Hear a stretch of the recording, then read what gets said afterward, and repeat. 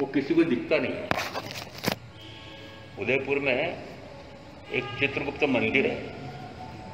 उदयपुर के बहुत से भाई बहन ईश्वरवादी वो चित्रगुप्त जी के दर्शन करने जाते हैं, दर्शन करते हैं, भेंट चढ़ाते हैं रिश्वत कि मेरा लेखा जरा ठीक करके रखना, ईश्वर को बताओ तुम ठीक से बताना मेरा लेखा, मैंने तो बहुत घपले घोटाले किए हैं परंतु मेरा लेखा जो को सही करना, रिश्वत देके जा रहा हूँ।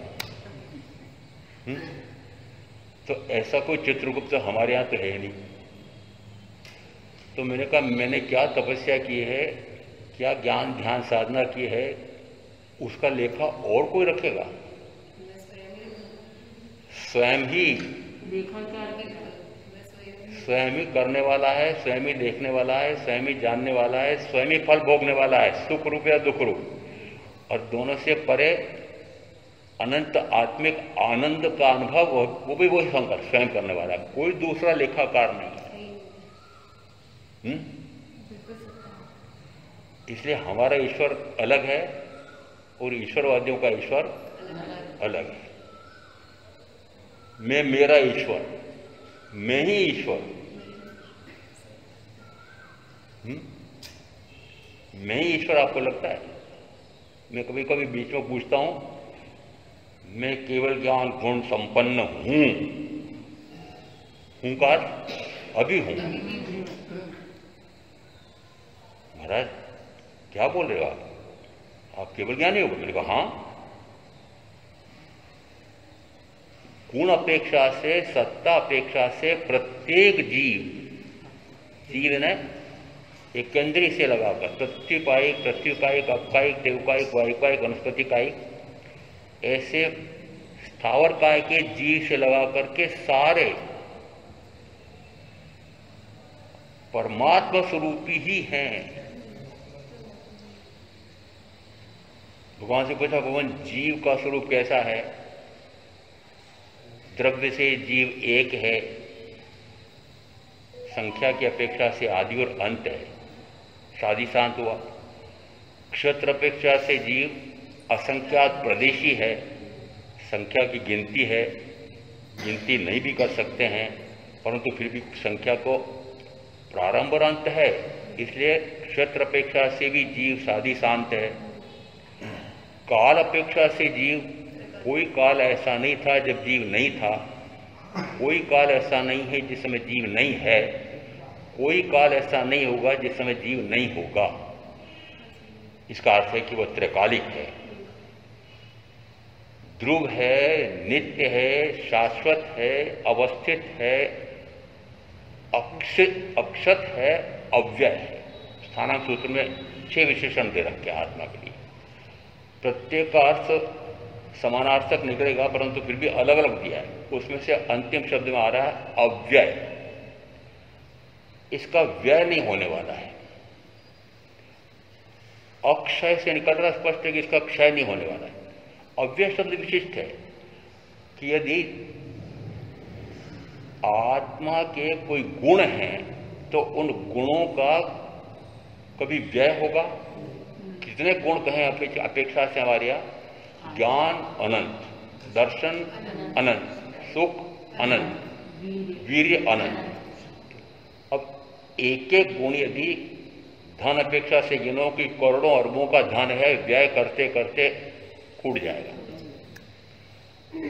मेरे पास भी ज्ञान है, व्यय करते करते मेरा ज्ञान खत्म हो जाए। कहते हैं कि ज्ञान गुण का जब प्रकाश हो जाता है तो प्रकाश हो जाता है का अर्थ क्या? ज्ञान गुण प्रकट होता है, केवल ज्ञान गुण प्रकट होता है, अनंत ज्ञान गुण प्रकट होता है। केवल ज्ञान, केवल दर्शन प्रकट हुआ का क्या अर्थ है? कि वह अप्रकट था, अप्रकाशित था, ढका हुआ था, आवृत था, ज्ञान का आवरण, ज्ञानावरण। तो ज्ञान पर आए हुए आवरण से वो मेरा केवल ज्ञानावरणीय कर्म के कारण से आवृत था। आवरण किसने डाला? आवरण तो अनादि से है। अरे अनादि से भी है, तब भी डाला किसने? आवरण। केवल ज्ञान, अनंत ज्ञान भी जीव का अनादि से है, आवृत भी अनादि से है, पर आवृत निरंतर रहे ऐसा आवश्यक नहीं है। अनावृत हो सकता है। आवरण डालने वाला भी मैं, आवरण रोकने वाला भी मैं, आवरण हटाने वाला भी मैं। आवरण डालने में तो मेरा स्वयं का विकारी भाव, और विकारी भाव के निमित्त व्यक्ति वस्तु स्थितियां जो जो मुझे मिलते हैं पूर्व कर्म के उदय में, अनुकूल मिले तो चाहे प्रतिकूल मिले तो, वे मेरे ज्ञान गुण पर, दर्शन गुण पर, सुख गुण पर, दो गुणों पर तो आवरण डालते हैं, दो गुणों को विकृत करते हैं। कौन करते हैं? वो निमित्त। वो निमित्त किसने खड़े किए? वो निमित्त आए क्यों? वो भी मैंने खड़े किए। क्या करके? कि विकार का भाव करके। इसका अर्थ है यदि तीन संयोग वर्तमान में इस जीव के साथ, आत्मा के साथ गिन है, तो वर्तमान अपेक्षा से प्रारंभ करूंगा मैं। यद्यपि ये तीनों संयोग अनादि से हैं। प्रथम शरीरादि का संयोग अनादि से है। कभी भी जीव शरीर से रहित रहा ही नहीं। यदि एक गति से दूसरी गति में जाता है तब भी दो शरीर साथ जाते हैं। औदारिक है त्रस सावर, ये तीन पंचेंद्रिय और मनुष्य, इनका शरीर होता है औदारिक। यदि औदारिक शरीर है तो बहुत छूटेगा, पर कितनी देर तक छूटा रहेगा? 3 या 4 समय, दो साथ जाते हैं। कार्मर बगड़ा के पुद्गलों से बने हुए ज्ञानावरण आदि जो मैंने उपार्जित किए हैं पूरे भाव में, पुराने मिला करके, फिर उन कार्मर वर्णों का सूक्ष्म शरीर, कार्मण शरीर मेरे साथ चलता है। पचन पाचन में यानी जो मैं विकार का भाव करता हूं, उस विकार के भाव को कर्म रूप परिणत करने में जो कार्य करता है उसको हमारे यहाँ कहता है तेजस शरीर। वो तेजस के पचन पाचन वाला वो नहीं, वो तो उदाहरण देने के लिए कहते हैं हम कि पचन पाचन में सहायता देने वाला ये तेजस शरीर है, वो जठराग्नि। यहाँ उसका अर्थ नहीं है। वस्तुतः जो मैं विकार का भाव करता हूँ, उन विकार के भावों को कर्म रूप में परिणत करने वाला वह कहलाता है तेजस शरीर। तो दो शरीर मेरे साथ जाते हैं अगले भाव में। जो एक औदारिक छूटा है या वेकरी छूटा है, वेकरी होता है देव और नारकी का, वो पुनः 3-4 समय में वापस मिल जाएगा। इसका अर्थ है कि मैं कभी भी शरीर से रहित हुआ नहीं। तो शरीर का संयोग कब से? अनादि से। शरीर का संयोग है तो शरीर के संयोग के साथ साथ फिर शरीर के साथ जो 5 इंद्रियां हैं, 1 हो या 2 हो या 3 हो या 4 हो या 5 हो, अभी वर्तमान अपेक्षा से गिनना 5 हैं। इन 5 इंद्रियों की पूर्ति के लिए मैंने कुछ साधन सुविधाएं व्यक्ति जोड़े।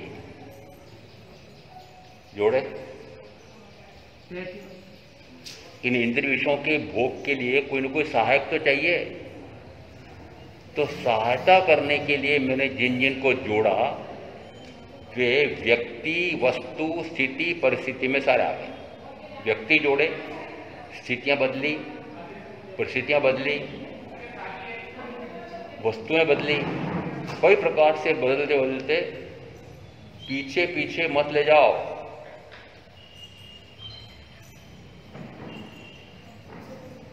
आसनों को पीछे मत ले जाओ, गुरु के निकट रहो। तो जो जो मैं इन इंद्रिय विषयों की पूर्ति में जोड़ता हूं, व्यक्ति, मनुष्य, वस्तु, भोग सामग्री,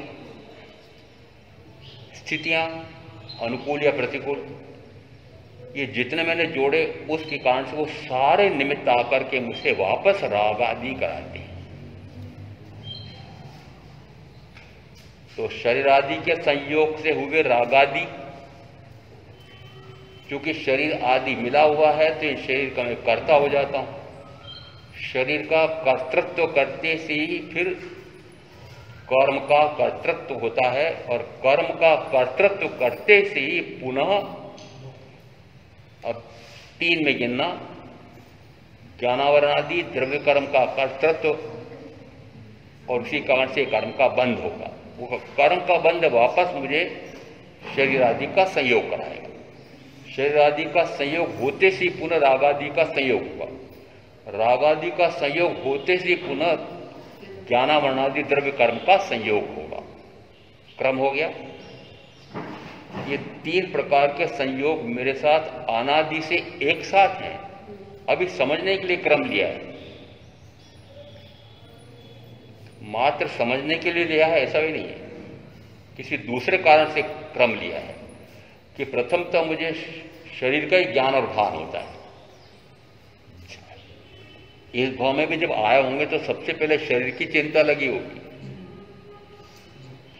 भोजन चाहिए, चाहे मां के गर्भ में खाया हो, चाहे बाहर निकल कर दूध पिया हो, भोजन किया हो, तो सबसे पहले यदि शरीर की पूर्ति करते हैं तो शरीर के पूर्ति के लिए जो भाव होता है वो भाव मैं करता हूं। उस भाव को नाम दिया हमारे विकारी भाव। वो विकार भाव है, चाहे शुभ करो चाहे अशुभ करो, विकारी है। शुभ से पुण्य, अशुभ से पाप। तो शुभ से पुण्य कर्म बांधा, पुण्य कर्म बांध करके शुभ गति देवगति और मरी गति। शुभ में देवगति शुभ किसकी अपेक्षा से? अन्य 3 की अपेक्षा से। शुभ में भी 2 हैं, परंतु फिर भी मनुष्य अपेक्षा से देव के सुख अधिक है, तो शुभ गति में गया। पुण्य अधिक थे तो शुभ गति में, देव गति में। पुण्य कम थे तो मनुष्य गति में। जिस समय पुण्य के फल से सुख साधन सुविधाएं जुटती हैं तो पुनः मैं विकार का भाव करता हूं।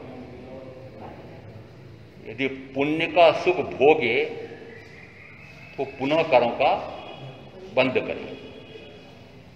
पुण्य का सुख न भोगे तो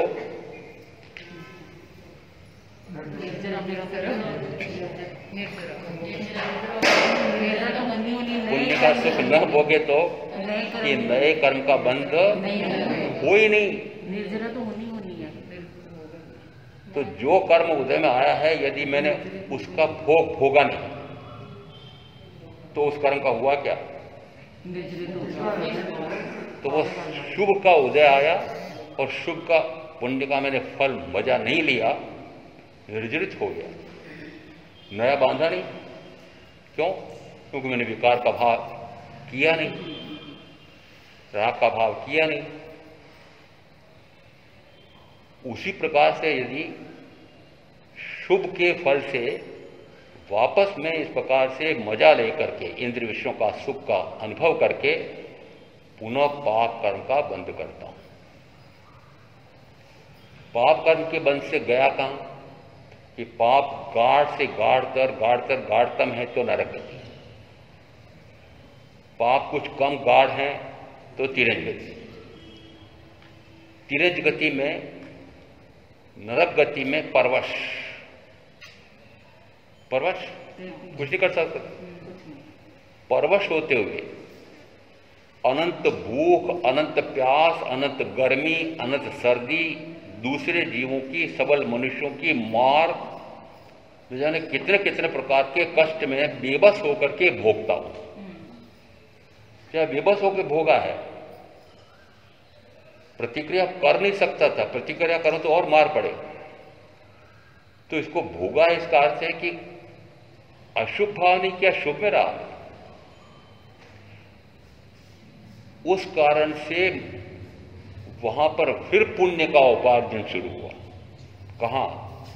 दुर्गति में गया तो दुर्गति में जाते से दुख आए, उन दुखों को बेबस होकर के, परवश होकर के प्रतिक्रिया नहीं कर पाया तो पुनः कर्म का, पुण्य कर्म का बंद हुआ। पुण्य कर्म का बंद हुआ तो फिर कहाँ गया? देवगति, मनुष्य गति। वहां पर मजा लेकर के फिर पाप कर्म बांधा तो कहाँ गया? फिर दुर्गति। पुण्य से सुगति, पाप से दुर्गति निरंतर करते करते करते करते अनंत काल हो गया है। ये पुण्य का भाव करने वाला भी मैं, पाप का भाव करने वाला भी मैं। दोनों के लिए कोई निमित्त आते हैं, उन निमित्तों के आधार पर मैं जिस जिस प्रकार की तरतमता का भाव करता हूं उस प्रकार के गाढ़ या मंद कर्म का बंध स्वतः होता जाता है। लेखा यदि मैं स्वयं अनुमान करूं अपना कि मेरे 85 वर्ष हो गए हैं, मोटे रूप में मैंने पाप अधिक किया है कि पुण्य अधिक किया है, कि पाप और पुण्य से रहित शुद्ध स्वरूप में कितना रहा हूं? 3 हो गए, या तो पाप या पुण्य। तो हमारे नव तत्व में क्रम में पहले पुण्य आया है, बाद में पाप आया। पुण्य, अन्न पुण्य, पान पुण्य, लैन पुण्य, शयन पुण्य, वस्त्र पुण्य, मन पुण्य, वचन पुण्य, काय पुण्य, नमस्कार पुण्य। ये 9 प्रकार के शुभ भाव करते हैं, पुण्य कर्म का बंध होता है। हिंसा, झूठ, चोरी, मैथुन, परिग्रह, क्रोध, मान, माया, लोभ, राग, द्वेष, कलह, अभ्याख्यान, कृष्ण, परिपरिवाद, रति, अरति, माया, नशावाद, मिथ्या दर्शन, चल, ये 18 प्रकार के पाप भाव हैं। पुण्य का भाव करने वाला भी मैं, पाप का भाव करने वाला भी मैं। ये तो पक्का है, सबको पता है कि वर्तमान में मैं मनुष्य भाव में आया हूं तो कौन सी कर्म से आया? पक्का है, तो पुण्य कर्म से आया। और विशेष बात मेरे साथ हुई, आपके साथ हुई कि नहीं हुई पता लगाना, कि मुझे परम वितरागी तीर्थंकर परमात्मा की वाणी सदगुरु के योग से मिली। इसको हमारे नाम दिया विशिष्ट पुण्य सातिशय पुण्य। तो हम जो जैन कुल में जन्मे हैं वे सारे इस प्रकार के विशिष्ट सातिशय पुण्य करके आए हैं कि उनको तीर्थंकर साक्षात अभी नहीं है 5वां भरतचंद्र का, परंतु वाणी विद्यमान है, समझाने वाले सद्गुरु भी विद्यमान हैं, खोजे मिलेंगे।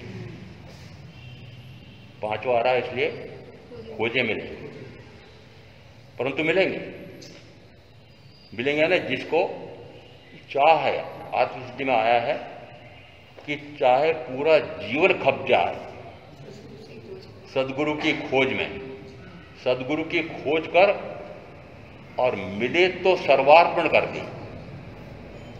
त्रणय योग एकत्रिति वर्ते आज्ञा था कि यदि सदगुरु की खोज करते करते मिल जाए तो मन से, वचन से, काय से, त्रणय योग एकत्रिति वर्ते आज्ञा था। तो वर्तन क्या करे कि फिर सदगुरु की आज्ञा के अनुसार ही वर्तन करें। यदि ऐसे सदगुरु तीर्थंकर की वाणी समझाने वाले मिलें, उस भाव को कैसा मानना? पुण्य से 2 मनुष्य गति और देवगति।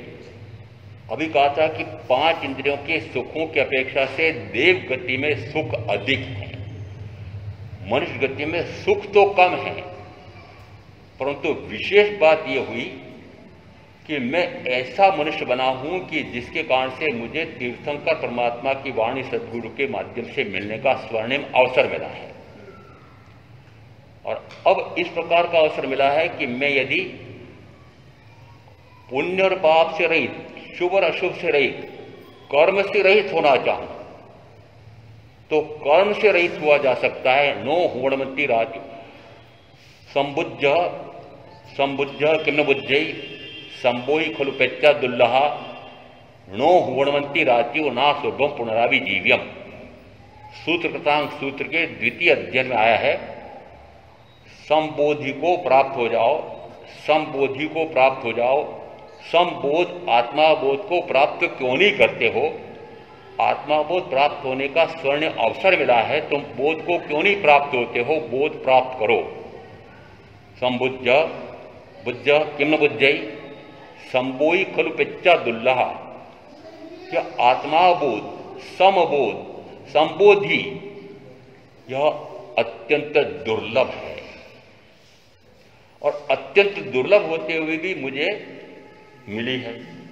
तो दुर्लभतम वस्तु मुझे मिल गई, आत्माबोध, सदगुरु के माध्यम से, केवली की वाणी से। संबुद्ध किम्न बुद्धि संबोई खलु पेच्चा दुल्लहा, नो होणंती रात्यो ना सुलभम पुनरावि जीव्यम, कि जो जो रातें व्यतीत होती जाती है, जो जो काल व्यतीत होता जाता है, जो जो अवस्थाएं व्यतीत हो जाती हैं, वे पुनः पुनः लौट करके आने वाली नहीं है। अंत में दिया नो होणमंती रात्यो ना सुलभम पुनरावि जीवम। गाथा के चौथे भाग में कितनी महत्वपूर्ण बात आई है कि जो वर्तमान का मुझे जीवन मिला है वह पुनः मिलने वाला नहीं। वर्तमान का कौन सा जीवन है? मनुष्य जीवन है। मेरी अपेक्षा से कहूंगा संयमी जीवन है, पुनः मिलने वाला है नहीं। यदि ऐसा स्वर्णिम अवसर, दो प्रकार के अवसर मानता हूं स्वर्ण में, रत्न चिंतामणि जैसा तो मनुष्य भाव, रत्न चिंतामणि यानी जिसके किसी के हाथ में दिया ऐसा रत्न आ जाए कि जो जो चिंतन करता है वो उसकी पूर्ति होती जाती है, उसको नाम दिया रत्न चिंतामणि। मनुष्य भाव को इसी प्रकार से कहा कि इस मनुष्य भाव से तुम जो जो प्राप्त करना चाहते हो प्राप्त हो सकता है। इस मनुष्य भाव में आकर के भयंकरतम पाप कर्म में पढ़ करके नरक में जाना चाहे तो नरक में जा सकता है, उससे कुछ कम पाप कर्म करे तो तीनच में जा सकता है, पुण्य करके या सम्यक तो रहित या सम्यक तो सहित देश वृत्ति या सर्ववृत्ति संयम पाल करके देवगति में जा सकता है। पुनः चार कारण विशेष हो, प्रकृति भद्रिकता, ऋजुता, नम्रता, कोमलता आदि, सहनशीलता, दूसरे जीव पर अनुकंपा का भाव और मद माश्चर्य रहित भाव, यदि चार कारण करूं तो पुनः मनुष्य भाव मिल सकता है। इसका अर्थ है कि वर्तमान में मैं ऐसे स्थान पर खड़ा हूं कि चारों गतियां खुली हैं। मैं सोचा चारों गतियों में जाते आते तो परिभ्रमण करते तो मुझे अनंतकाल हो गया। यदि मैं कहूं कि भाई चारों गतियों का परिभ्रमण तो अनंतकाल से करते आ रहे हो, बताओ चारों गतियों के परिभ्रमण को मिटाने का अवसर कब मिलता है? एकमात्र मनुष्य भाव। एकमात्र का अर्थ होता है देव गति में भी नहीं।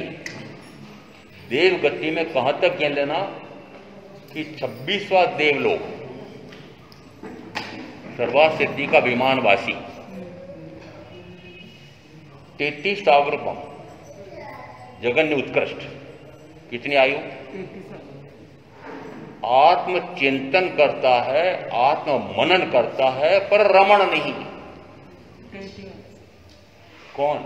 सर्ववृत्ति संयम नहीं। सर्वार्थ सिद्धि का देव यदि इतने कर्म की निर्जरा करके वहां गया है, संजलन कषाय को भी मंद से मंदतम पूर्व के भर में संयम लेकर के कर लिया था, परंतु संजलन कषाय को पूर्णतः क्षीण नहीं कर पाया और काल पूरा हो गया। तो कहां जाएगा? अनुत्तर विमान में, सर्वोच्च सर्वार्थ सिद्धि में। अब वहां वो साधना करेगा क्या? वह नया भी नहीं बांधेगा, नया नहीं बांधेगा, क्योंकि क्षयिक सम्यक दर्शन लेकर गया है। तो क्षयिक सम्यक दर्शन ज्ञान उसको नया कर्म बांधने से रोक देगा। और निर्जरा नया कर्म नहीं बांधेगा ना, संभव तो है, पर निर्जरा कि निर्जरा वहां नहीं है। क्षयिक सम्यक लेके गया है। क्षयिक सम्यक के बिना तो अनुत्तर विमान में जा नहीं सकता है। क्षयिक सम्यक के ले, फिर सर्ववृत्ति संयम ले, सर्ववृत्ति देश वृत्ति नहीं, सर्ववृत्ति संयम ले, और सर्ववृत्ति संयम में फिर जिस समय वह पूर्व में क्षायक सम्यक दर्शन लेता है चौथा गुण स्थान, फिर 4 अप्रत्याखानावणी कषाय को भी क्षीण करता है 5वां गुण स्थान, फिर 4 प्रत्याखानावणी कषाय को क्षीण करता है सर्ववृत्तीय संयम। अब 3 कषाय का अभाव कर दिया, 3 चौकड़ी कषाय का अभाव करके अब वो संयम ले रहा है, तो 3 चौकड़ी कषाय का तो अभाव हो गया। बची कौन सी? मात्र संजलन कषाय बची है। उस सर्ववृत्ति संयम की साधना के समय वह संजलन कषाय को भी मंद से मंदतम मंदतम मंदतम निरंतर मंद करता करता करता करता मंदतम तक पहुंच जाता है, पर अंत नहीं होता है। अंत हो जाए तीसरे चौथे आर्य में, भरत क्षेत्र में या महाविदेह में, उसी भव में मोक्ष, पर उसी भव में मोक्ष जा नहीं पाया तो एक भव देवगति का तो होगा ही होगा। और एक भव देवगति का करके वहां पर वह निरंतर आत्मचिंतन तो करेगा, आत्म मनन भी करेगा, पर रमण नहीं, सर्ववृत्ति संयम नहीं, कर्म की निर्जरा नहीं। तो अब इस तुलना में सोचो, नरक गति में केवल प्रज्ञप्त वाणी सुनने का भी अवसर नहीं है, और यदि गति नरक गति का बंद पहले हो गया और नरक गति में जीव गया है, सम्यक बाद में हुई थी, परंतु उस सम्यक के बावजूद भी वह वहां पर परमाधामी देव पहले 3 नारकियों में चैन नहीं मिलती है, उसको चैन नहीं लेने देते हो। इसका अर्थ है कि उस समय कहा जाता है संयम में रहते हुए श्रवण, अन्न ग्लायक, यानी थोड़ा सा अन्न को कम खाया है, या उपास बेला तेला चोला पचोला करता है, जितने करोड़ वर्ष, अरब वर्ष, खरब वर्ष तुलना करके बताया कि वह नरक का नेरिया इतना घोर कष्ट उठाता है, तब भी वह अंश मात्र कर्म की निर्जरा करता है। और संयमी साधु यदि मात्र जो अन्न ले रहा है, पालने में ले रहा है या तपस्या के बाद ले रहा है, तो कम लेता है या उपास बेला तेला चोला करता है, तो करोड़ों करोड़ भवों में, करोड़ों करोड़ वर्षों में नेरिया जिस प्रकार के कर्म की निर्जरा करता है, वो कुछ समय में उसको निर्जरा कर देता है। जम अन्नाणी कम्मम कवई बौआहिम वास कोड़ियम तम नाणी टीम गुत्तो खवई उसास नित्यनम, कि जैसे अज्ञानी करोड़ों करोड़ वर्षों का तप करते हुए भी जितने कर्म की निर्जरा करता है, ज्ञानी त्रिगुप्त होकर के, त्रिगुप्त यानी मन गुप्त, वचन गुप्त, काय गुप्त, आत्मगुप्त हो गया, एक उच्छ्वास निश्वास में वह उस अज्ञानी के तप की जो निर्जरा हो रही है, वह उतने करोड़ों करोड़ वर्ष उसकी निर्जरा मात्र एक उच्छ्वास निश्वास में कर देता है। तो ज्ञान और संयम कितनी महत्ता हो गई? ज्ञान है तो सम्यक तो है, ज्ञान और सम्यक तो उसको पुनः विकार में ले जाने देगा क्या? नहीं। हिसाब लगा लेना, आपने अपने आप को ज्ञानी मान रखा हो, सम्यक की मान रखा हो, ज्ञान होने के बाद, सम्यक होने के बाद विकार नहीं हो सकता। राग द्वेष भी हो और ज्ञान और सम्यक भी हो, ऐसा कैसे हो सकता है? ज्ञान और सम्यक उसको रागादि में जाने नहीं दे सकता है। रागादि में जा रहा है तो इसका अर्थ है ज्ञान में भारी कमी है, सम्यक में बहुत खोट है। समझ लेना, सम्यक तो हुई है यदि आप ऐसा अपने आप को मानते हो तो रागादि कर सकते। रागादि हो रहे हैं तो मानना कि रागादि भी हो और सम्यक भी हो, दोनों एक साथ नहीं हो सकते, दोनों एक साथ नहीं होंगे। रागादि होंगे उसे मानना सम्यक गई, सम्यक है तो रागादि गए, सम्यक है तो रागादि गए, और रागादि है तो सम्यक तो गई। अरे आंशिक तो गिन रहा हूं यहां, अभी पूर्ण कहां है? जितने जितने अंश में ज्ञान का प्रकाश होगा उतने उतने अंश में दर्शन का प्रकाश होगा। उत्तराजन के 28वें अध्ययन में 35वीं गाथा में आया है, नाणेन जाने भावे दंशनेन सद्दय चरित्रेण निज्ञाई तवेण परसुज्जयी, कि ज्ञान से वह सर्व भावों को जानता है, दर्शन से वह श्रद्धा करता है, चारित्र से वह निग्रह करता है। विकारी भावों का निग्रह, कर्म का निग्रह, विकारी भावों का कर्म का निग्रह करता है। चारित्र्य ने निगन्नाई तवेण परिशुद्धि, तब से क्या करता है? परिशुद्धि करता है। परिशुद्धि किसकी करता है? कि तब से वह आत्मा की शुद्धि करता है। परंतु तप का क्रम कहां है? ज्ञान, दर्शन और चारित्र। चारित्र के दो भेद करते हैं, संयम और संयम के बाद आया तप। कौन सा क्रम हुआ? एक अपेक्षा से ये गिनना, दूसरी अपेक्षा से गिनना। उत्तरायण सूत्र का 28वां पहली गाथा। मोक्ष मग्ग गैम चच्चम सुने जिन भाष्यम चौ कारण संयुक्तम नाण दंशन लक्षणम। दूसरी गाथा में आया नाणम च दंशनम चेव चरितम चतोता वीरियम चरितम चतोवा ऐस मग्गुत्ते प्रणोत्तो जिणे वर्धनसीम। ज्ञान और दर्शन, चारित्र और तप, इन चारों की युति रूप मोक्ष का मार्ग है। युति यानी चारों कारण मिल करके मोक्ष मार्ग बनते हैं। चारों कारण मिलकर अर्थ होता है कि चारों प्रकार के कारण एक साथ हों, चारों प्रकार के कारण की तरतमता श्रेणी भी एक समान हो, तब कहा जाएगा कि वह मोक्ष का मार्ग बन रहा है। और मोक्ष का मार्ग बना है तो इसका अर्थ है कि मोक्ष मार्ग पर चलते चलते फल क्या होगा? मोक्ष। तो मोक्ष की साधना के लिए क्या क्या करेगा?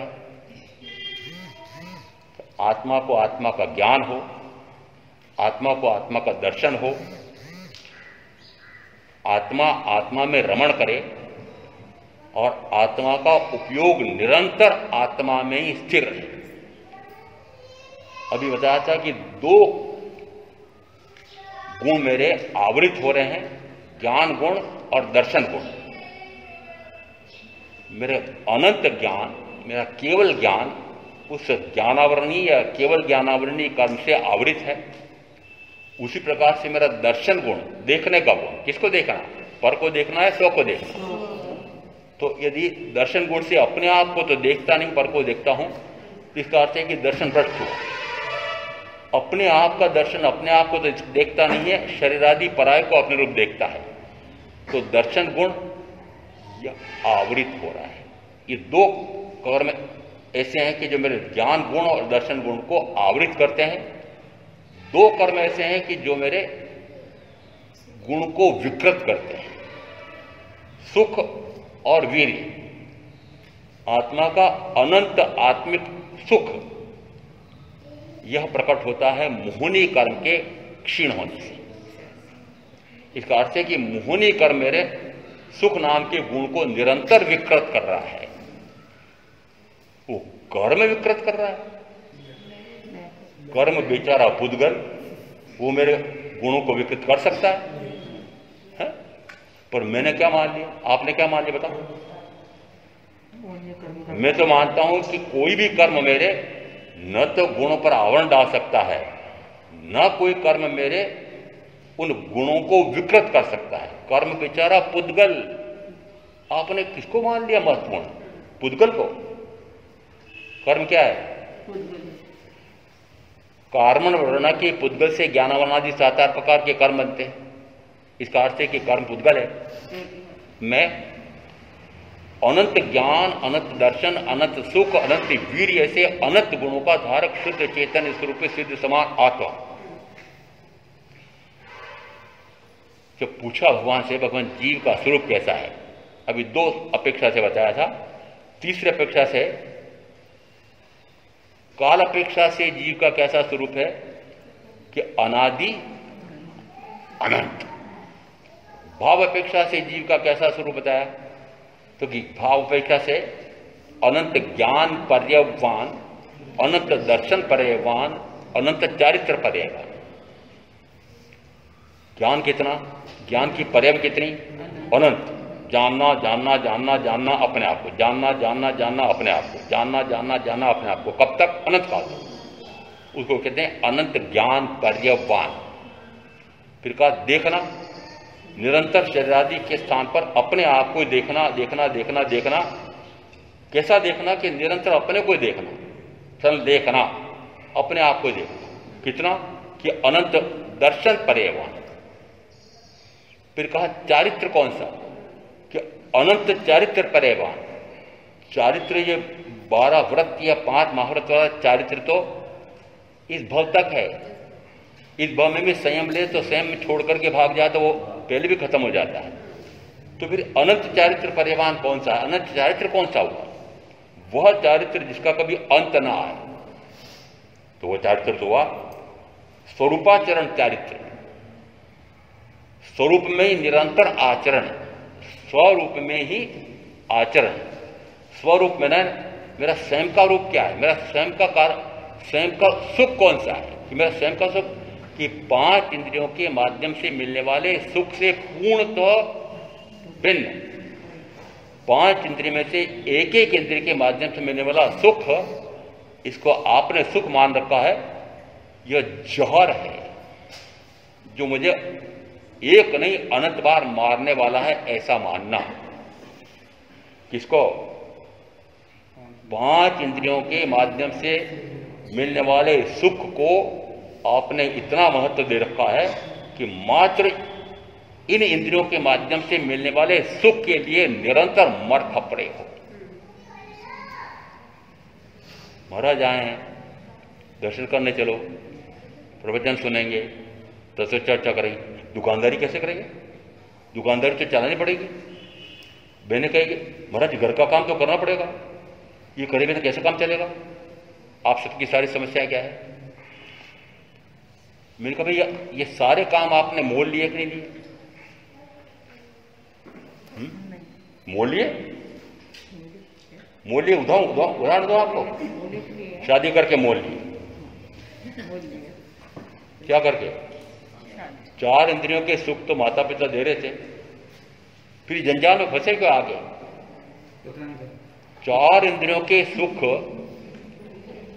और 5वीं इंद्रिय के सुख में इतना अंतर है कि 4 इंद्रियों के सुख की तुलना में 5वीं इंद्रिय का सुख ऐसा है कि जो अनंत बार नरक में ले जाने वाला। कितनी बार? सूत्र प्रधान सूत्र में इतना स्पष्ट आया है, पाप कर्म। तो कहा यह पाप तो अनंत प्रकार का हो रहा है। इसका अर्थ है कि मैथुन सेवन के समान कोई पाप नहीं। पहले उक्ति क्या दी? मैथुन सेवन के समान कोई पाप नहीं और ब्रह्मचर्य के समान कोई तप नहीं। वापस बोलो, एक बार में सैकड़ों बार बोल दूं, अभी बोलूं सैकड़ों बार, तो भी आपको समझ में नहीं आएगा। क्यों नहीं? करे भोगी भोगी भोगी अनंत काल से एक इंद्रिय से दावा करके 5 इंद्रिय का भोग करते करते इतना अभ्यास हो गया है कि वो भोग छूटता नहीं है। और भोग छूटता नहीं तो समझना ना कर्म बंध होगा ही होगा, और कर्म बंद होगा तो निरंतर जन्मरण जन्मण जन्मण हो गई होगा। 12 प्रकार के तपों में कहीं आपको ब्रह्मचर्य शब्द आया, पर सूत्र में इतना स्पष्ट आया कि मैथुन सेवन के समान और कोई पाप नहीं और ब्रह्मचर्य के समान और कोई तप नहीं। यदि एक बार नहीं 1,00,000 बार भी बोल दूंगा तब भी आपका भाव नहीं जगेगा, चल महाराज मेरे पास ब्रह्मचर्य प्रसाद दो, अखंड ब्रह्मचर्य प्रसाद दो। खड़ी नहीं हो पाता है, खड़ी नहीं हो पाती है। आह्वान करके देखा, अभी पिछले 2 जगह 3 जगह मैंने आह्वान किया, पूरा प्रवचन इसी बिंदु में दे दिया, फिर निष्कर्ष निकालेंगे। मैंने कहा खड़ो, कौन खड़ा होता है कि ब्रह्मचर्य के समान कोई तप नहीं, कि कितने तप लो परंतु ब्रह्मचर्य के समान और कोई तप नहीं। ऐसा सूत्र प्रधान सूत्र पुच्ची स्वर्णम के अध्ययन में इतना स्पष्ट आया हुआ है, तब भी नहीं छूटता है। मैंने कहा मरेंगे चतुर्गति अनंतवाद, प्रथम तो जाएंगे नरक में और बाद में फिर बार बार गति कैसी होगी कि प्रथमतः पुरुष 7वीं नारकी में मैथुन सेवन का फल, स्त्री 6ठी नारकी में, फिर एक भाव तिरंज गति का पंचेंद्रिय तिरंज चलेगा, फिर वापस 7वीं के स्थान पर 6ठी में जाएगा, 6ठी वाला 5वीं में जाएगा। ऐसा करते करते बीच बीच में एक तिर्यंत वज्रयंत्री का भाव करके और सातों नारकियों में भटकेगा और उसके बाद में अनंत काल तक जन्म मरण, अनंत काल तक जन्म मरण। किसका दुष्फल? मैथुन सेवन। इतना भयंकर पाप था। इसका अर्थ है बड़ी विचित्र स्थिति, बड़ी विचित्र। वर्षी तब चल रहा है। मैंने पूछ लिया, महाराज मेरे जीवन परिचय के लिए चारों प्रकार के आहार का रात्रि भोजन का त्याग है। क्या उत्तर दिया? किसी भाई बहन का मैंने पूछा होगा तो मुझे बताया कि मुझे जीवन परिचय के लिए चारों प्रकार के आहार लेने का पचकान कर रखा है। मैंने कहा 4 प्रकार के आहार मुंह से नहीं लेना और 5 इंद्रिय का भोग भोगना। विचित्र तो देखा आप। 4 प्रकार के आहार तो रात्रि में भी नहीं लूंगा, दिन में तो लेते ही हूं कि 4 प्रकार के आहार मैं रात्रि में नहीं लूंगा, नहीं लूंगी, और 5 इंद्रिय का भोग चल रहा है। ये क्रम है। जैसी रूप बहन को समझ में आया, महाराज ब्रह्मचर्य का बचका दो अखंड। 2 साल 3 साल पहले की बात है, अखंड ब्रह्मचर्य। मैंने कहा वर्ष तक चित्तौड़ में सभा थी मेरी, रुका एक जगह था, उसी जगह जा रहा था तो रास्ते में किसी बहन ने पूछा, हमारे साथ मुझे वर्षी तप करना है, उसमें ब्रह्मचर्य पालना पड़ता है क्या? तो मैं सच समझ गया कि जिस दिन उपवास होगा उस दिन तो ब्रह्मचर्य का पालन करेगी ये। पूछना क्या चाह रही है कि जिस दिन मैं पालना करूं उस दिन तो मैं 5 इंद्रिय का भोग भोग सकती हूं? मेरे कहा नहीं। जैसे उनका महाराज साहब उसमें ब्रह्मचर्य पालन करना पड़ता है क्या प्रतिदिन पूरे वर्ष तक के काल में? मेरे कहा हाँ, मौन में शामिल। इसका अर्थ क्या है? कितनी भ्रांति पाल रखी है लोगों ने कि 4 प्रकार के आहार का तो त्याग है और मैथुन सेवन का त्याग नहीं है। जो भयंकर कर्म का बंद कराने वाला है उसका त्याग नहीं है। कितनी उल्टी पद्धति है। और यदि सूत्रकार कह रहे हैं कि ब्रह्मचर्य के समान कोई तप नहीं और मैथुन सेवन के बराबर कोई पाप नहीं। अभी ज्ञान से मोक्ष नाम का दिल्ली से निकले उसके पहले ग्रंथ छपा था, 1000 प्रतियां छपी, पता नहीं लगा कहां कितनी बढ़ गई। उसमें पहला लेख आया है, उसमें पहले लेख में सबसे पहला यह दिया है कि मैथुन सेवन के समान कोई पाप नहीं और ब्रह्मचर्य के समान कोई तप नहीं। इतनी महत्ता ब्रह्मचर्य की आई हुई है। सारे कर्मबंध का मूल कहा जाता है यह मैथुन सेवन। उस मैथुन सेवन के उस पाप कर्म के करने के लिए 4 इंद्रियां उसकी सहायता करती है। कर्णेंद्री, रसीले गायन सुनना आदि, ये कर्णेंद्री का सुख। किसके पीछे? मैथुन सेवन के भोग के लिए। चक्षुंद्री का सुख मैथुन सेवन के पीछे, घ्राणेंद्री का सुख मैथुन सेवन के लिए। और सबसे अधिक उस काम वासना को जगाने वाला सबसे बड़ा इंद्रिय का भोग कौन सा? कि रसनेंद्री। रसनेंद्री वश में है। अरे आज वर्षितों की पारणा का वो महोत्सव हो रहा है। भगवान ऋषभदेव का पारणा हुआ था। जिस समय उन्होंने संयम लिया था उस समय 2 दिन का उन्होंने उपवास किया था। उसके बाद प्रतिदिन आहार की गवेषणा के लिए निकलते थे। उस समय पहले श्रमण थे वो, तीसरे आहार का अंत था। परिचय किसी को था नहीं। यदि हमारे राजा ऋषभ हैं ये, तो अब ये क्या मांगने के लिए मेरे यहाँ आए हैं? कोई हाथी घोड़े, कोई हीरे पन्ने माणक मोती, कोई कन्या ले लेकर आते और वे निकल जाते। किसी को समझ में नहीं आता कि इनको चाहिए क्या। करते करते ऐसा कहा जाता है अक्षय तृतीया तक उनके निरंतर आहार पानी का लाभ नहीं मिला। हमारे यहाँ गिना जाता है कि उनके यह अंतराय कर्म था। इतने काल का अंतराय क्यों पड़ा? जिस समय किसानों को कृषि सिखाई, खेती बाड़ी कर करके, और फिर वह अनाज काट करके खलिहान में डाल करके और उसे दाना कैसे निकालें, फिर भागे भागे राजा ऋषभ के पास जाते हैं कि बैलों को घुमाओ उसके ऊपर ढेर पर, तो दाने निकल आएंगे। अब जैसे उन्होंने बैलों को घुमाना प्रारंभ किया तो बैल तो वो दाना खाने लग गए। फिर दौड़ दौड़ के वो दाना खा रहे, क्या करें? ऐसा करो उनके मुंह पे छीका बांध दो। छीका बांध दिया, दाना निकल गया, खूंटे पर बांध दिया। इतने सरल रिजु थे उस समय के मनुष्य। बैलों को खूंटे पर बांध दिया, चारा डाल दिया और वो चारा खा नहीं रहे। उनको ये समझ में नहीं आया कि खाएं कैसे, मुंह पे तो छीका बंधा हुआ है। फिर दौड़ दौड़ गए, राजा ऋषभ को पूछा, अरे उसका छीका उतारा कि नहीं उतारा? कि वो नहीं उतारा। और वो उतारो तब खाएंगे ना। ऐसा कहते हैं कि करीब 13 दिन और कुछ और समय मिला करके वो इस प्रकार से भूखे रहे। उसके कारण से मैं इसको मानता हूं असाता विधि कर्म का बंध हुआ। अंतराय कर्म यह घाती कर्म में आता है।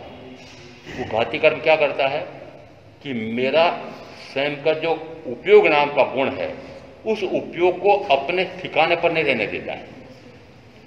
अभी प्रवचन सुन रहे हैं, क्या सबका ध्यान मेरे प्रवचन के उस गहन रहस्य पर जा रहा है?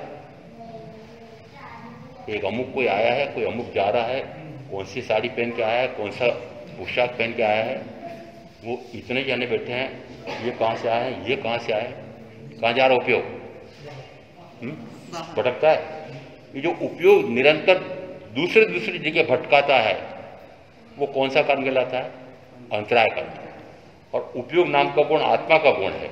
उस आत्मा के गुण को आत्मा के स्वयं के ठिकाने पर रखने के लिए वो अंतराय कर्म को क्षीण करना पड़ता है। कैसे क्षीण होगा वो अंतराय कर्म? कि उपयोग को मैं इधर उधर भटकने न दूं, मात्र उस उपयोग को अपने स्थान पर टिकाए रखूं। मात्र ज्ञानोपयोग अपने आप को जानना, दर्शनोपयोग अपने आप को देखना।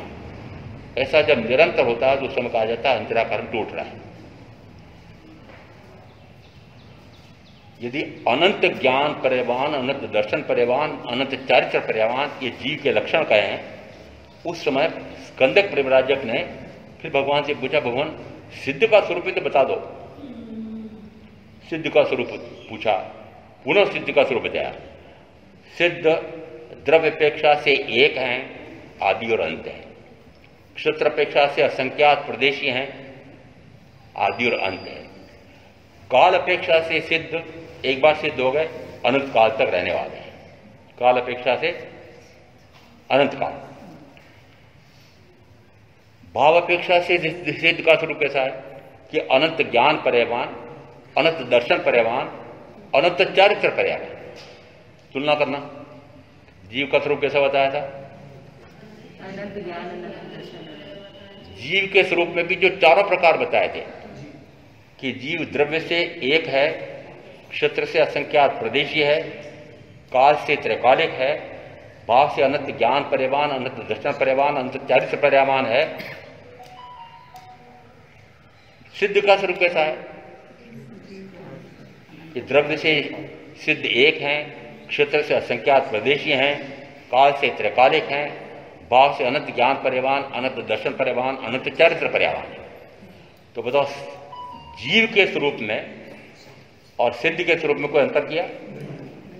तो अभी मैंने पूछा था प्रारंभ में कि मैं वर्तमान में अनंत ज्ञान गुण संपन्न हूं, मैं वर्तमान में केवल ज्ञान गुण संपन्न हूं, तो क्या अर्थ निकला? व्याख्या प्रगवती सूत्र के 2:1 में स्कंदक परिव्राजक ने जब प्रश्न पूछा था जीव का स्वरूप और फिर पूछा सिद्ध का स्वरूप, जीव के स्वरूप में और सिद्ध के स्वरूप में कोई अंतर नहीं है। तो मैं कहता हूं सिद्ध कैसे? तो मैं कहता हूं जैसा मैं हूं वैसे सिद्ध है, जैसा मैं हूं वैसा सिद्ध है। आप कहते हो जैसे सिद्ध है वैसा जीव है, नहीं, मैं जैसा हूं वैसे सिद्ध है। इसका अर्थ है मैं ही सिद्धत्व प्रकट करने में सक्षम हूं, मैं ही परमात्मा स्वरूप को प्रकट करने में सक्षम हूं। पूरे विश्व के दार्शनिकों में से मात्र तीर्थंकर महावीर एकमात्र दार्शनिक हैं।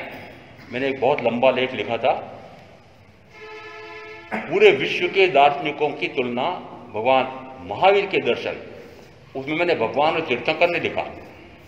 महावीर एक मनुष्य के रूप में, उनका एक दार्शनिक रूप में चित्रण किया मैंने कि महावीर का दर्शन एक प्रकार का है, अन्य सारे दर्शनों की तुलना करके सिद्ध किया कि विश्व में महावीर के दर्शन के समान और कोई दर्शन नहीं है।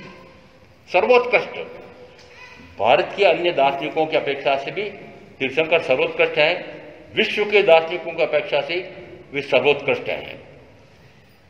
आपके बच्चों को कुछ ज्ञान है कि महावीर कैसे हैं? कुछ भी नहीं जानते, कुछ भी नहीं जानते कि मेरे महावीर कैसे हैं। मेरे महावीर के बारे में परिचय नहीं है। वो विदेशी लोग जिस समय आकर के कहेंगे कि एक आर्यावर्त में लॉर्ड महावीरा हुए थे, उनका ऐसा दर्शन था, वे मानते हैं कि प्रत्येक जीव सिद्ध स्वरूप प्रकट कर सकता है, उसकी अंतर्रहित अंतस्थ में इस प्रकार की शक्ति है। वो शक्ति यदि प्रकट करना चाहे तो क्या शक्ति है कि वो परमात्मा स्वरूप को प्रकट करने में समर्थ है, परमात्मा स्वरूप को प्रकट करने में समर्थ है। जिस समय केवल ज्ञान केवल दर्शन होता है, क्या कहा जाता है कि उनको केवल ज्ञान केवल दर्शन प्रकट हुआ। प्रकट होने का अर्थ क्या निकला कि वो आवृत था, वो प्रकट हुआ। तो यदि दो गुण प्रकट हुए हैं तो तीसरा सुख गुण, कि अब उसमें पांच इंद्रियों के माध्यम से मिलने वाले जौहर के स्थान पर आत्मा के स्वयं के सुख का अनुभव आता है। स्वयं के सुख का अनुभव आ जाए तो पांच इंद्रियों के भोग, एक एक इंद्रिय के भोग जौहर लगने लगे। ज्ञान हुआ है, दर्शन हुआ है, सम्यक तो हुई है, और इंद्रिय विषयों का जहर पी सकती है। सोचना बहुत गहन बात है कि यदि कहे कि मैं तो सम्यक्ति हूं, मैं तो ज्ञान का प्रकाश हुआ है, ज्ञान का प्रकाश हो और अज्ञान बैठा रहे, और अज्ञान बैठा रहे तो अज्ञान के कारण से होने वाला मोह बैठा रहे, और फिर मोह के कारण से बैठा राग द्वेष बैठा रहे, ऐसा हो सकता है क्या? नाणस्य सब्वस्य पगासनाय अन्नान्न मोहस्य विजिजनाय रागस्य दोषस्य संख्यनम एगंत सुखम समूहि मोक्षम। उत्तराधर्म सूत्र के 32:2 में गाथा क्या है? 32:7 नाणस्य सब्वस्य पगासनाय, ज्ञान का जब सर्वथा प्रकाश होता है तो उस अज्ञानांधकार के स्थान पर जब ज्ञान का प्रकाश होता है तो अज्ञानांधकार के पृष्ठ में पलने वाला वह मोह विवर्जित हो जाता है, छिन्न भिन्न हो जाता है। क्यों छिन्न भिन्न हो गया? 14 घंटे की अमावस्या की काली रात, घोर अंधेरा, और सूर्य की एक किरण प्रातःकाल फूटती है और वह 14 घंटे का अंधकार नष्ट हो जाता है। उसी प्रकार से अनंत काल का अज्ञान, ज्ञान का एक समयवर्ती शुद्ध पर्याय का उत्पादन, किसका? ज्ञान गुण का एक समयवर्ती शुद्ध पर्याय, ज्ञान गुण की एक समयवर्ती विभाव पर्याय का व्यय हुआ और स्वभाव पर्याय का उत्पाद हुआ। विभाव पर्याय क्या है कि उस ज्ञान गुण से मैं अपने आप को तो जानता नहीं और शरीरादि पराय को अपना जानता हूं, उसको कहा जाता है ज्ञान गुण की विभाव पर्याय प्रकट हुई है। ऐसा करते करते कितना काल हो गया है? अनंत काल। तो ज्ञान गुण पर आवरण कितना मोटा हो गया कि अंतस में अपने आप का ज्ञान का प्रकाश ही नहीं हो रहा है। क्यों होगा प्रकाश? ज्ञान का प्रकाश होगा कैसे? आवरण कितना मोटा हो गया। वो इतना मोटा आवरण डाला किसने? शरीर आदि को अपना जानता है और अपने को जानता नहीं है। ये कहलाती ज्ञान गुण की वैभाविक परिणति, ज्ञान गुण की विभाव पर्याय। अब बोल रहा हूं मैं, ज्ञान गुण की एक समयवर्ती विभाव पर्याय का व्यय हुआ उसी समय ज्ञान गुण की विभाव पर्याय का उत्पाद हुआ। ज्ञान गुण की विभाव पर्याय का व्यय हुआ, उसी समय ज्ञान गुण की विभाव पर्याय का उत्पाद हुआ। निरंतर ज्ञान गुण की विभाव विभाव विभाव विभाव पर्याय होते होते ज्ञान गुण पर मोटा पर्दा पड़ गया। अब ये पर्दा डालने के लिए निमित्त होते हैं पांच इंद्रियों की भोगों के निमित्त। ये सारे निमित्त क्या कर रहे हैं? मेरे ज्ञान गुण पर आवरण डाल रहे हैं, दर्शन गुण पर आवरण डाल रहे हैं, सुख गुण को विकृत कर रहे हैं, वीर गुण को विकृत कर रहे हैं। अब जिस समय मैं प्रारंभ करूं तो कहां से करूं? ज्ञानावरणीय, दर्शनावरणीय, मोहनी, अंतराय, चार घाती कारण है। प्रारंभ कहां से करूं? सेना महिमिड़े जहा सेना पणस्थई एवं कम्माणी नस्तंती मोहनिद्य खनम गए। एक गाथा समण सूत्र में आई है। निश्चित है कि वह आई तो है किसी आगम में, पर 32 आगमों में नहीं है जो हम मानते हैं। यदि सेनापति या राजा शत्रु के समक्ष समर्पण कर दे तो सेना उसी के कारण से लड़ रही थी, उसके बल पर लड़ रही थी, तो वो सेना भी समर्पण कर देती है। उसी प्रकार से मोहनी कर्म राजा यदि क्षीण कर दो तो फिर सारी सेना समर्पित हो जाती है। एक गाथा इस प्रकार की आई है। इसका अर्थ है कि मोहनी कर्म पहले क्षीण हो जाए तो शेष कि 10वें गुण स्थान पर यह मोहनी कर्म की उपप्रकृतियां 28 ये क्षीण हो जाती है, तो 12वें गुण स्थान पर पहुंचता है तो क्षीण मोहनी गुण स्थान है। एक अंतर्मूर्त में उसको ज्ञानावरणी कर्म, दर्शनावरणी कर्म, अंतराय कर्म का अक्षय होता है और केवल ज्ञान केवल दर्शन प्रकट होते हैं। एक गाथा ऐसी है। मात्र भी संकेत दिया है, ये तो पूरा एक प्रवचन का विषय होता है मोहनी कर्म, परंतु अभी मात्र समझना कि पहले किसको क्षीण करें। एक तरफ कहा जा रहा है मोहनी कर्म को पहले क्षीण करो। प्रज्ञापना सूत्र का 23वां कर्म बंध पद कहता है। अब कर्म बंध की प्रक्रिया आई। कर्म बंध की प्रक्रिया किसमें आ रही है? प्रज्ञापना। प्रज्ञापना सूत्र का 23वां कर्म बंध पद, कर्म बंध पद, उसमें आया जिस समय ज्ञानावरणी कर्म का उदय होता है उसी समय दर्शनावरणी कर्म का उदय होता है। जिस समय ज्ञानावरणी दर्शनावरणी कर्म का उदय होता है उसी समय दर्शन मोहनी कर्म का उदय होता है। और दर्शन मोहनी कर्म के उदय में जीव मिथ्या मान्यता कर लेता है। शरीर मैं हूं, शरीर मेरा है, परिवार मेरा है, धन वैभव मेरा है, भोग सुख साधन मेरे हैं, इन भोगों को भोगने से सुख मिलता है। ऐसे एक नहीं अनेक मिथ्या मान्यताएं। कि अनेक मिथ्या मान्यता किसके कारण है? ज्ञानावरणीय, दर्शनावरणीय, दर्शन मोहनी। उसके कारण से चारित्र मोहनी में इतने विकार आ रहे हैं। चारित्र मोहनी है ना, चारित्र भ्रष्ट हो रहा है और इसी के कारण से फिर अंतराय कर्म आता है और उपयोग उन व्यक्तियों पर ले जाता है जो रागी और द्वेषी हैं। ऐसे इसका अर्थ है कि एक कर्म का ज्ञानावरणी का उदय आया तो दर्शनावरणी का आएगा ही आएगा। ज्ञानावरणी दर्शनावरणी का आया तो मोहनी कर्म में से दर्शन मोहनी का उदय आएगा। दर्शन मोहनी मिथ्या भ्रम में डालता है, उसके कारण से मिथ्या रागादि होते हैं और उपयोग बाहर जाता है। एक कर्म का उदय आया, दूसरे का आया, तीसरे का आया, चौथे का आया और अनंत कर्म का बंद हो जाता है। ये बंद की प्रक्रिया है। अब प्रज्ञापना से बंद की प्रक्रिया दी। अब इसको उलट कर दो तो उलट समझते ना, विलोम। विलोम है ना, यदि मैं ज्ञानावरणी कर्म का क्षय करूं तो दर्शनावरणी कर्म का क्षय होगा ही होगा। दोनों एक साथ हैं। यदि ज्ञानावरणी दर्शनावरणी कर्म का क्षय हो तो दर्शन मोहनी चारित्र मोहनी का भी क्षय होगा, तो मोहनी कर्म का क्षय होगा तो अनंत सुख गुण प्रकट होगा। और यदि मोहनी कर्म का क्षय हुआ तो अंतराय कर्म का भी क्षय होगा और आत्मा का उपयोग आत्माकार हो जाएगा। एक समय के लिए उपयोग पर पदार्थ पर नहीं जाएगा, शरीर आदि पर नहीं जाएगा। इसका अर्थ है कि कर्म की बंद की प्रक्रिया में ज्ञानावरणी का महत्व आया है। तो संवर निर्जरा की अपेक्षा से भी सबसे पहले किसका क्षय करो, निर्जरा करो कि ज्ञानावरणी का। और उत्तरायण सूत्र का 32वां अध्ययन कहता है, 29वां अध्ययन ज्ञानावरणी कर्म पूछा भगवान स्वाध्याय से जीव को किस फल की लाभ प्राप्ति होती है? क्या उत्तर आया? कि ज्ञानावरणी कर्म का क्षय होता है। किससे? स्वाध्याय। पर स्वाध्याय किसको कहते हैं?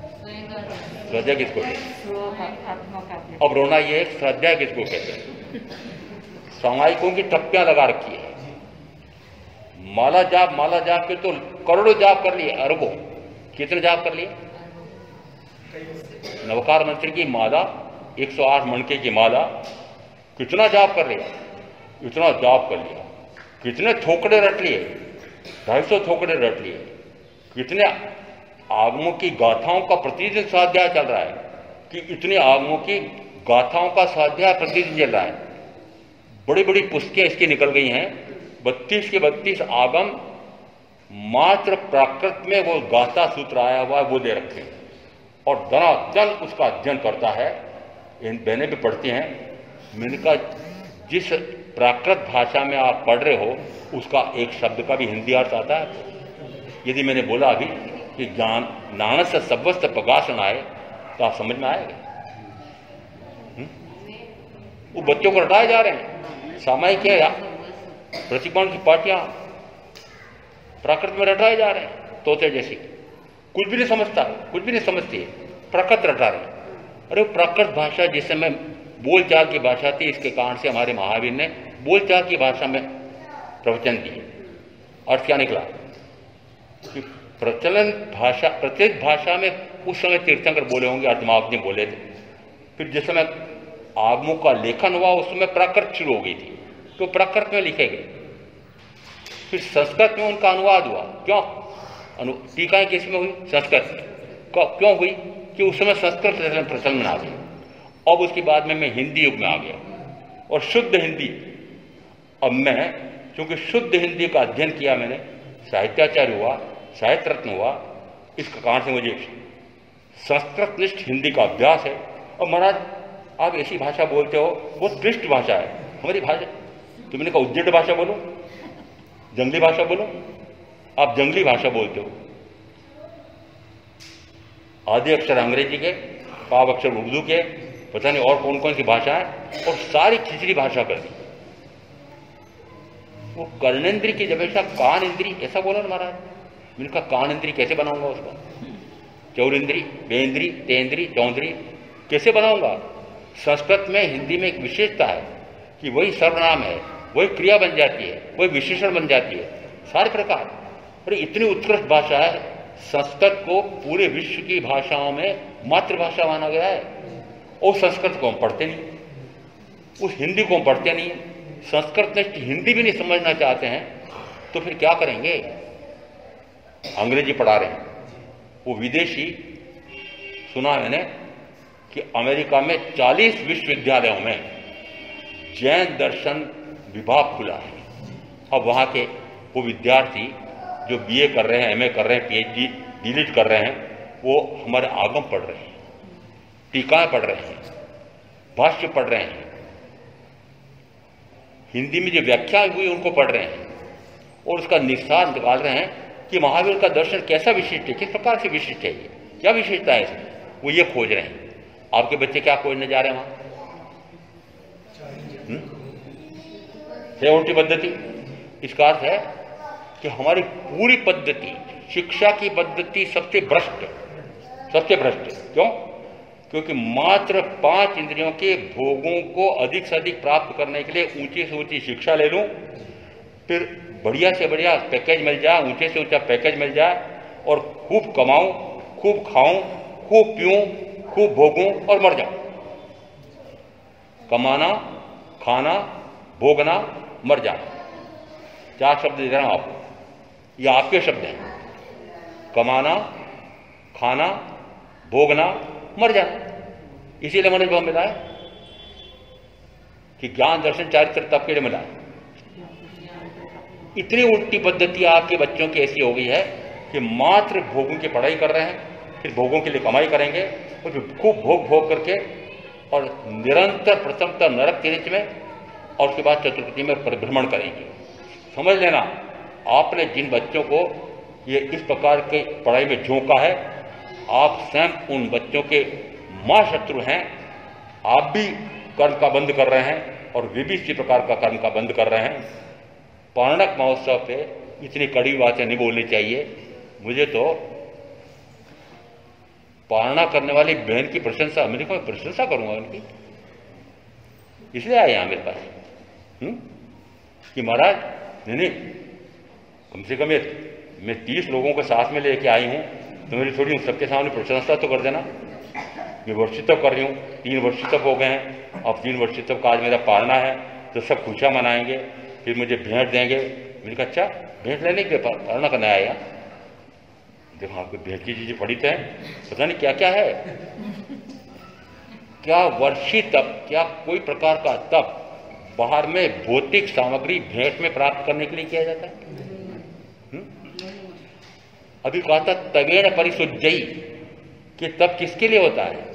कि तप मात्र आत्मा की परिशुद्धि के लिए होता है। आत्मा की विकार कौन से? कि आत्मा के शुभ और अशुभ दोनों विकार हैं, मुख्यतः राग द्वेष मोहादि विकार हैं, कषाय विकार हैं।